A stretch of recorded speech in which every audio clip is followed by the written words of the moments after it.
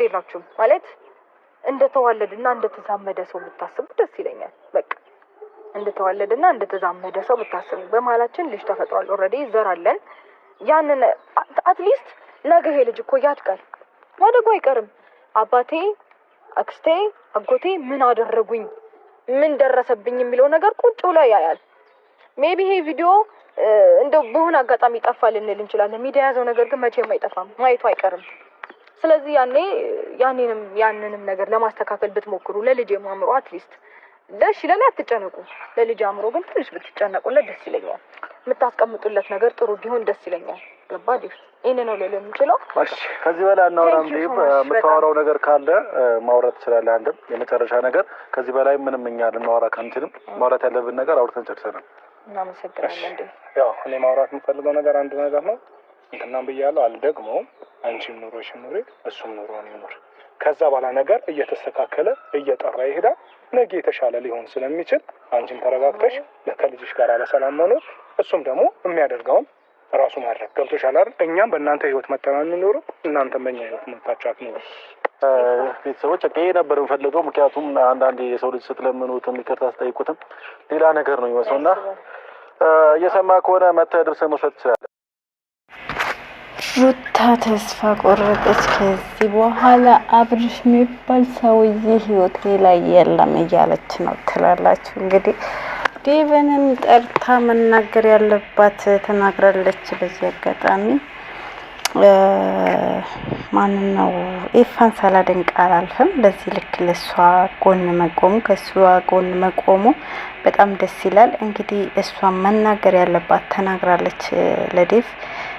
በጣም ትልቅ ነገር ነው የተናገረችውና በመሀላችን ልጅ አለ እንደተዋለደ እንደተዛመደ ሰው ቆም ብለን እናስብ ብሏለች። ትክክል ናት። ምክንያቱም አሁን ላይ ዴቭ እና ቡዜ የሚያደርጉት ነገር በተለይ ቡዜ ማለት ነው እንደተዋለደ እንደተዛመደ ሰው ሳይሆን በመንገድ እንኳን እንደማይተዋወቅ ሰው ነው እያረገቻት ያለችው ሩታን እና በትክክል ነገ ይሄ ልጅ እውነቷ ነው። ይሄ ቪዲዮ ቢጠፋ እንኳን ሚዲያ ላይ የያዘው ነገር የሚጠፋ ነገር አይደለም።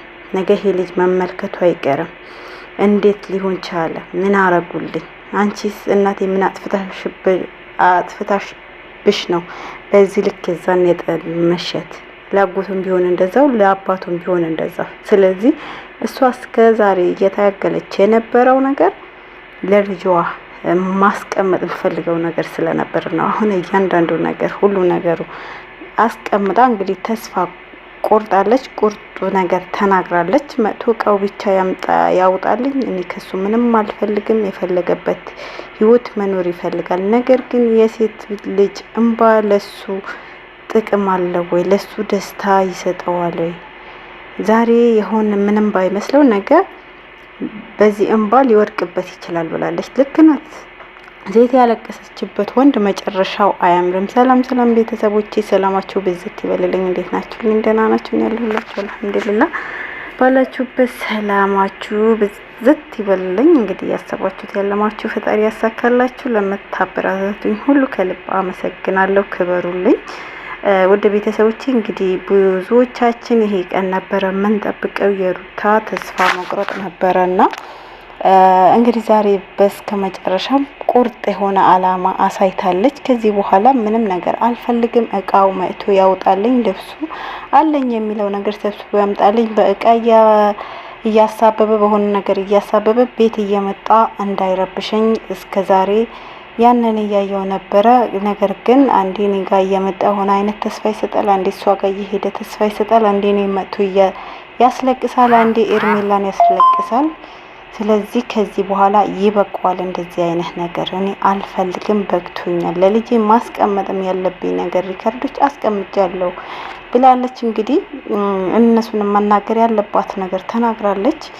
በዚህ ልክ ግን እኔን ልሰብሩ፣ በዚህ ልክ እኔን ሊጥል፣ እኔን ሰባብሮ ለማስቀመጥ ያልሄደበት ርቀት የለም። ነገር ግን መቼም ቢሆን እኔ የምሰባበርለት ሴት አይደለሁም፣ መቼም ቢሆን ወድቄ አያየኝም ብላለችና ጀግና ምንልሽ በምክንያት ነው። በቃ እንደዚህ ቁርጥ እያለ ውሳኔ ስትወስኝ ነው ላንቺም በጣም መልካም የሆነውና ምክንያቱም ያለሱ እስከዛሬ ቆመሻል፣ ልጅሽም ለዚህ ያብቅተሽዋል። ዋና ከባዱ ጊዜ አልፈሽዋል። ከዚህ በኋላ በጣም ቀላል ነው።